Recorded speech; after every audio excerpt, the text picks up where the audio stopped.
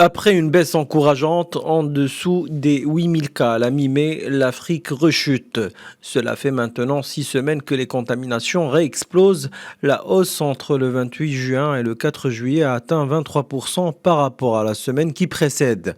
Parmi les pays qui ont enregistré le plus grand nombre de nouveaux cas, on cite le Zimbabwe avec 1150 cas, la Tunisie avec 5230 cas et l'Afrique du Sud, 19 140 cas.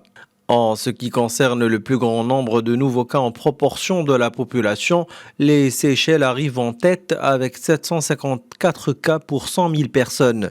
Une situation en baisse de 25% par rapport à la précédente semaine, alors qu'elle est en augmentation en Namibie de 433 cas, soit une augmentation de 10%.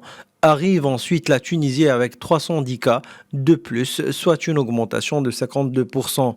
En ce qui concerne le niveau de mortalité, le nombre de décès a également augmenté sur le continent africain, passant à 748 morts par jour, soit une augmentation de 43% comparé à la semaine qui précède.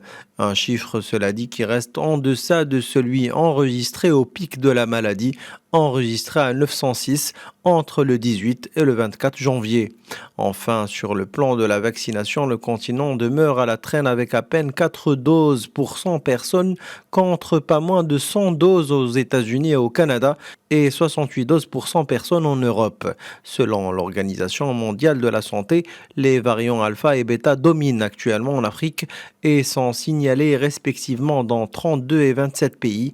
Le variant delta, très présent en Afrique du Sud, est selon l'OMS le plus contagieux jamais détecté. Il présenterait un taux de transmissibilité de 30 à 60% supérieur à celui des autres variants. Selon les analystes, 3 facteurs ont favorisé cette troisième vague en Afrique, à savoir la fatigue des gens par rapport au respect des gestes barrières. Les pays de l'Afrique australe connaissent des saisons très froides et donc des populations plus sensibles. Et enfin, la circulation concomitante d'autres variants.